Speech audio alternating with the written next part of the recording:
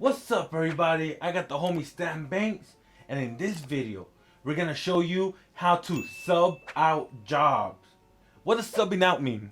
So sub out is basically short for subcontracting. You're subcontracting, which means you take in the job and you become a broker for that job. So you may not have embroidery equipment, you may not have screen print equipment, but you got the customer. You take it to the proper, person to actually create the garment for you. They give you a price. You tack on a little few bucks for yourself, charge the customer that. You pick up the shirts, deliver the shirts, pick them up, deliver them back to the customer with the final product. So basically, you do no work. There you go. So we're gonna talk about how to find companies, how to figure out pricing, and maybe some tips and tricks on how to get the best quality. You know what? Just watch the whole video where you're gonna figure it out. Let's say you only have a vinyl cutter, a heat press. You get hit up for screen printing or embroidery. What's the first thing? Do you find a company that does that when you get the order? Or you already try getting that even before you start the business? So what I suggest you do is the first thing you're going to want to do is you got to understand the business at this point, right? Because when you're contract printing, you're basically going to these companies and saying, hey, I also print, but I got jobs that I can't necessarily handle. I want to bring them to you, right? And the reason I tell you got to know the business is because you cannot provide that company a headache. You got to bring them print-ready artwork. That means digitized artwork, vector artwork that they can just plug in and play, because you're asking for a cheaper price so that you can make money. They have no problem giving it to you, but at the same time, if you're providing them headaches that their normal customers provide them, they're not gonna give you that pricing because they gotta walk you through it, right? So you gotta understand your file types and stuff like that. Now, how do you find these businesses, which is the question, right? You just go locally. You figure out, you want to find 3 embroiderers in your area. That's what I recommend, the minimum that you want to have contact with. And then you want to go in and say these words very, very specifically. I have a T-shirt business, and I have some customers that are looking for embroidery. I have some customers looking for screen printers, whatever it is that you don't offer. And I need to subcontract this work out to you. Right? Because if you don't say that, they're going to look at you like a retail customer. Now you sound like you know the part. You know what you're talking about. Oh my God. Stan, you dropping that knowledge, bro. Good question. So now what you're going to ask for is, do you have contract pricing? And that contract pricing is going to be, let's say embroidery for your local area is $1.50 per 1,000 stitches or $2 per 1,000 stitches. Yeah. You're going to be looking to be in somewhere about half that, 75 cents. Or $1, somewhere around half that. It may be a little bit less, maybe a little bit more. What you'll find is that they'll work with you, right? And then what you're gonna do is you're gonna go back up to the retail price. So if they're charging you 75 cents, you can go to $1.50. If they're charging you $1, you can go to $2 per 1,000 stitches. So now you start to look at it. You got a 6,000 piece, let's say 5,000 stitch job. You cut that in half at 75. That is $3.75. Wow. You would double that, and now you charging $7.50 for, let's say, 6,000 stitches on a hat, and that's gonna include everything that you need to get done, the hooping and all of the time and stuff like that. So basically, you're able to double your money without actually even spending money, because your customer pays you. You provide the garments is another thing. Understanding where you get garments from, bringing them in ready to go as well.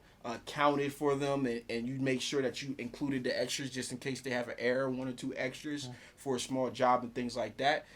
The thing that I must stress is that you want to make sure that they understand that you have the business, right? And then you want to make sure that you're not a headache, because once you're a headache, it all goes out the door. Yeah, why should they give you a special if you're giving them more headaches than a regular customer? Right. So even if you think about it, right, like they have retail customers.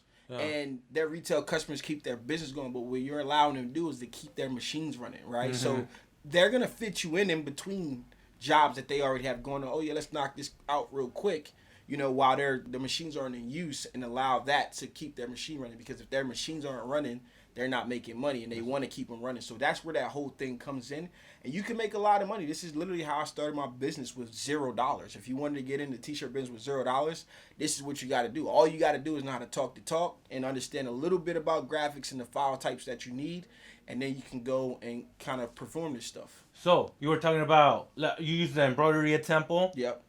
What if I need embroidery, but I don't know what stitching is? I don't know what file to use. Well, you got to find a digitizer. You know, so I didn't even know I had to find a digitizer. How do you get all this information when you don't even know the industry? From us. Yeah. Right? That's what this is what we're here for, right? Yeah, This yeah. video right here. So you gotta find a digitizer. Sometimes some of these embroidery companies will digitize for you. But if you know, like when you go in there to have that conversation, hey, do I gotta bring you in digitized files or will you do it for me?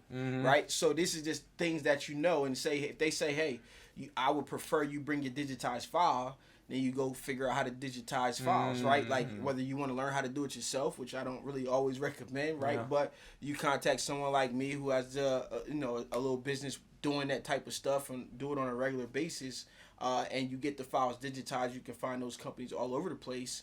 Go to the ISS shows when they ever happen again, or online shows, and start to understand these companies who advertise that as a business, and build that relationship so that you can now take that file, deliver that file to your embroidery, and go that route. Would you get rejected by companies?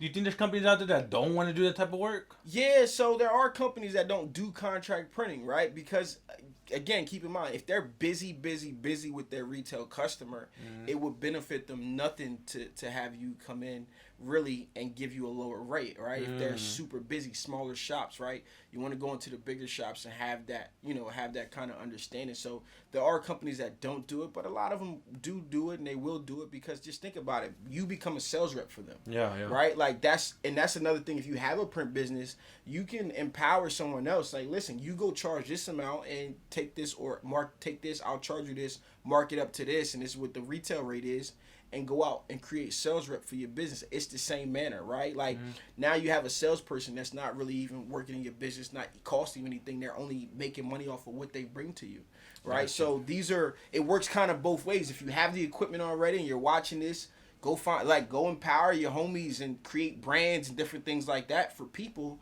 because if I work with a young lady, she brings me, I do her production for her brand Trash Talk Tees. You guys can check it out on my channel. I kind of mentor and stuff like that, but she brings me like 40 shirts every 2 weeks. I give her a wholesale rate. She, let's say $12.50. She then goes charge $27. And every order that she brings me, I'm profiting like $7 or $8 off her order. Yeah. She's bringing me 40 shirts, and it's already lined up, ready to go. I just knock them out, right? And now if I got 4 of her, my rent's covered for my facility, you know? And now I didn't even touch my own customers yet, you know? So it's like she keeps me busy, and if I got work when I had my employee, I would have my employee knock her stuff out in the midst of whatever else we had going on. But it allowed my employee to have work to do when I didn't necessarily always have work for her to do, right? There you go, man. There you go. So let's say you get an order. Can we do screen printing? Yes. I'm more familiar with screen printing. Yep. All right. So they want 200 shirts. You ask for a deposit? Of course. You always want to ask for a deposit. You want to cover at least a little bit more than the cost of the garment. Like usually, let's just say you charge a person $8, right? $4 will be half of that will be a deposit, and the deposit. You go and get a gilding shirt for $2.50 if it's a color, $2 if it's not.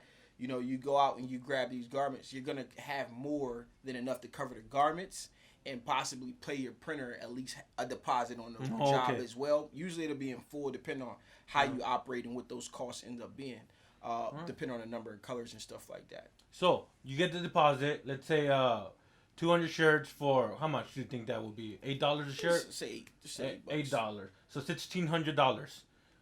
They give you $800. You buy the shirts, and then you take them to your screen printer. Yep. And give them a deposit. Yep. They finish the shirts, and then you take it back to the customer, and they pay the remainder. Pay the balance. And then you pay whatever you owe the subcontract. Yep. If you owe them anything. Yep. And that's it. That is it. And the thing that I want you to understand is like, you gotta take, like, if it's a small order for myself, $50 or something like that, I might just take a payment on pick. Just pick when you pick it up. But anything over that, you want to make sure that deposit, maybe you got to do like 75% if you're doing something that's a little bit more costly. Because if that person, you finish the shirts and that person never picks them up, you're in a situation where you get burned, you want to make sure that it's like you break even. Like, I want to break even on the deposit, and then now I just collect my profit. There you go. Right? So if these shirts, sometimes people do pick them up, but they wait. you know, a week or two after they rush you to get them done. Yo, they don't yo. even show up to pick the stuff up on Yeah. time when they said they needed them. So if I was dying for that money because I had to pay that guy and I didn't have it at the time, I had to pay my contract printer and stuff like that, that reflections on me. Mm-hmm. So if you don't have the funds to front that and different things like that, make sure your deposit is going to, you know, and you'll get better over time, but make sure that deposit is going to cover the blanks, it's going to cover the print method, and then you collect the profit. So let's, you know, we said it was $1,600. Let's say in total it was $900 that I was going to pay out of pocket to between the shirts and the printer, let's just say, right? So I need to tell them, hey, listen, I need $1,000 deposit, you can pay the balance. You know, I need the $900 deposit, There you go. you can pay the balance on pickup, and let that be your profit, and that way you don't look bad to your printer and different things like that. You keep that relationship. Remember, you don't want to be a headache. The last thing you want to do is chase around somebody for money, and the last thing you want to do in a business relationship is have someone chasing you around for money. So those are the things that you want to keep in mind. So run your numbers, do the math on it, make sure you get that contract price sheet if you can or best can. If it's embroidery, understand how much 1,000 stitches is going to cost you. You need to, in order to get embroidery done, you got to understand the digitizing everything first, because you can't give a price for how many stitches it is without knowing. So it's kind of like, you know, you figure it out from there. Hopefully this information is going to help you grow your t-shirt business by subbing out jobs. And Stan Banks, thank you so much for the knowledge. Go show him some love in the description below. And if you enjoyed this video, press the like button. Don't forget to subscribe. And I'll see you in my next video. Bye, everybody. Peace.